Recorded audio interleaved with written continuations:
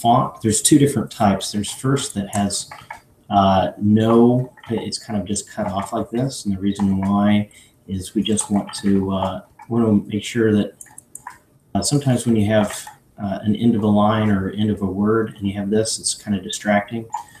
So what I'm doing is with the open type alternate code, I'm just swapping this out instead.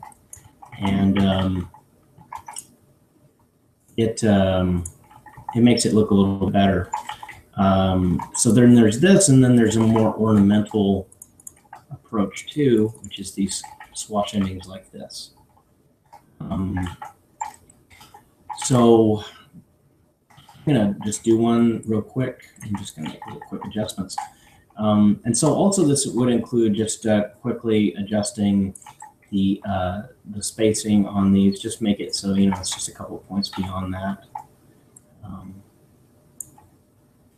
And I'll show you the quickest way I know how to do this. Let's go here and find a good one. Of course, it has to be done for all of the lowercase that has a swash. So for example, like, this F, for example, wouldn't need one necessarily. I think what we're going to do, I'm going to just do the F real quick and put it as a T. And so the T is going to be no swash ending. And we're just going to cut this thing off. The T is the no swash. And because I think it would look kind of weird if we added a swash onto this thing. So we're just going to swap that for this. And we'll do that in the open type code later. Obviously, I don't need you to do that. But if it's something like that where it's both, just mark it as green or something. The recorder is let me select. I'm going to try that again. And so that would be in the case like with this G as well. We're not going to add a swash to the end of it. So let's see here. I'm trying to find an H. We'll do an H. So for the swash endings, what I'm doing is just with end at the end, and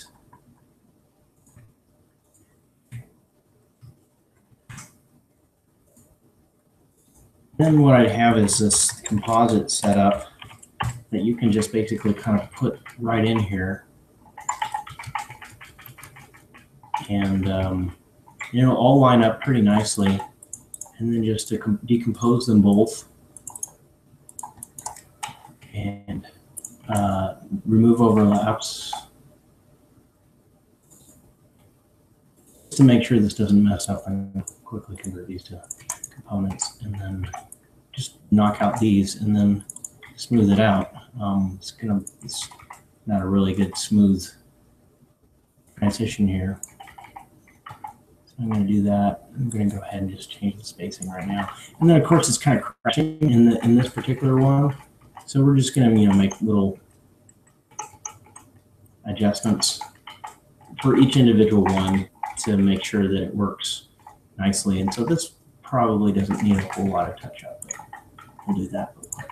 Okay, so there you go. That one's done. And it's one of the ending swash ones. So now let's try one of these /T things. So go ahead and decompose this. Just as a guide, I'm going to bring this right side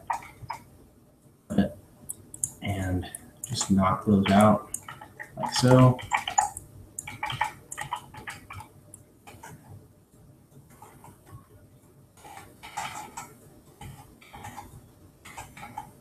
Okay, that's really good enough right there, and right here as well. And that's a little bit ugly. All right, that works pretty well. I'm going to just bring it up a little bit. So, we want to keep the feel of the face and then adjust the spacing as well. And then one last final thing. I'd like the new characters that we've created put into the kerning classes. So for example, we would need to put this in here. A.end and A.t would both need to be in this class. All right, so that's it. Let me know if you have any questions. Thanks.